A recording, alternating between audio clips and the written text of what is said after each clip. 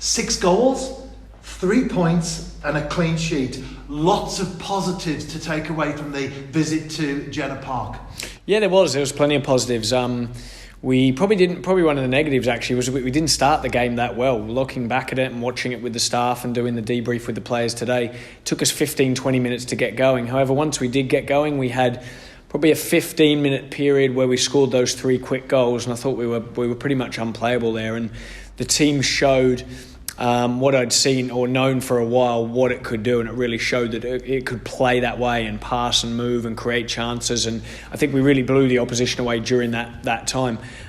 We'd like to keep that for longer periods, and I think that's the aim and the target, to try and do that for longer periods now. But all in all, to really challenge them as well second half, to make sure we kept our foot on the pedal and kept being ruthless to score another 3 goals in the second half was just as pleasing, and keep that clean sheet, which we always value.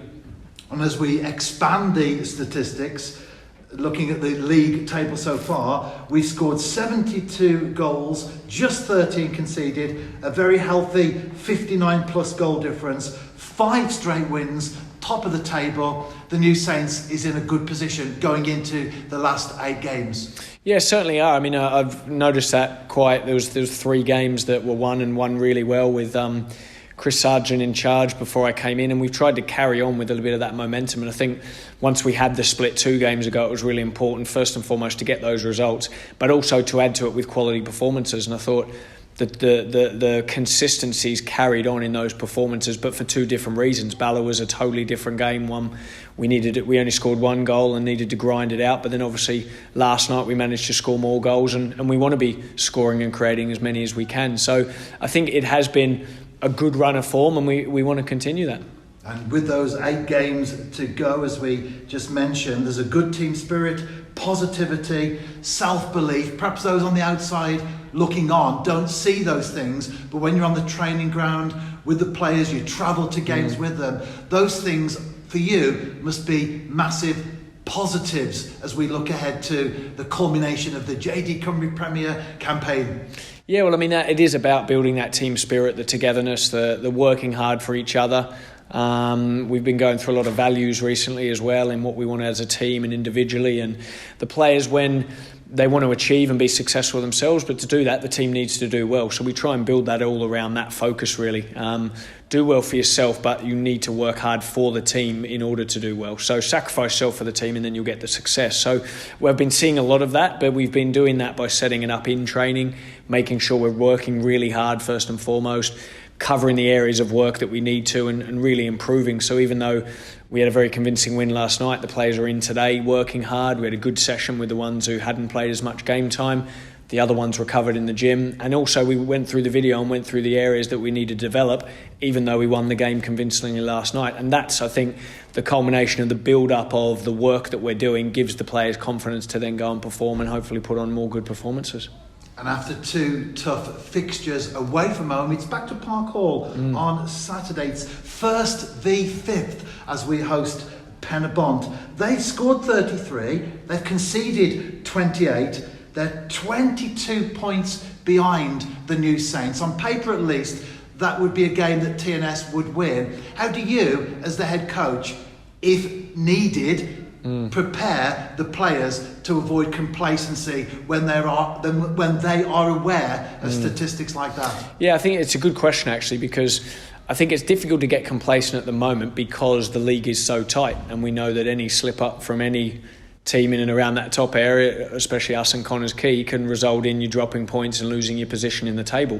Us being top at the moment means, I think, that there's no doubt about it, the players want to stay top, the staff do, the club do. So I think there's not a chance of any complacency at the moment, but we've got to make sure that our eye's on the ball, so to speak, and that we're doing the things constantly that get us the good performances that then will hopefully end up getting us the right result. So I think, yeah, you can look at the games on paper. However, it's really important to focus on each one, especially after this split, because teams are playing, I think, with a little bit more freedom. They know that, for example, some of these teams have finished in the top half, and I think they can go and play. And I think everyone wants to come here and beat us at our home ground.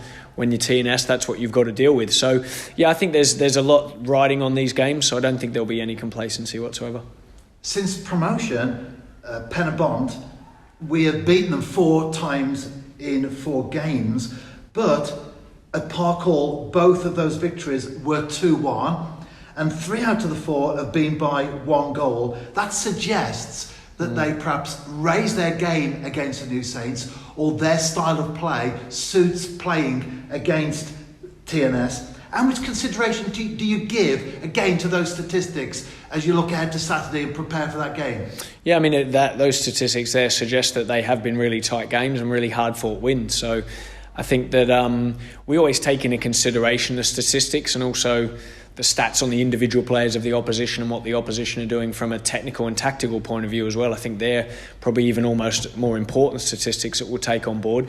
But then also making sure that we concentrate on ourselves. I think if we get our house in order and we play on the front foot and we pass the ball like we did during that 15 or 20 minutes, then regardless of what the opposition do, that'll equal a good performance and a win for us. So, yeah, understanding and managing the statistics but not letting them take over at the same time is probably the message.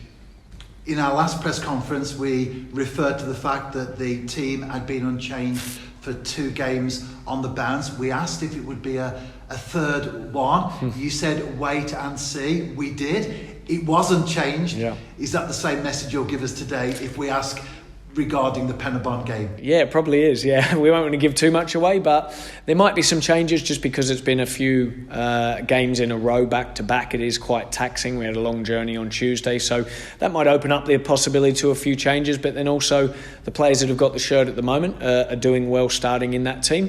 But then equally, we made 5 subs on Tuesday night, which resulted in a 3-0 win second half, you could say. So those players are very keen to get in and get a shirt and get starting, and we're going to need all of them coming up soon. So I think you can look at it both ways, and we'll have to wait and see for Saturday. And finally, the availability of players, the injury situation. Yeah, well, Louis Robles will be in contention for this weekend, which is good. He's done a little bit more training today, and we'll look forward to welcoming him back in. And a few knocks and bruises, but nothing too serious, and hopefully everyone's available for Saturday apart from the long-term injuries that we've got.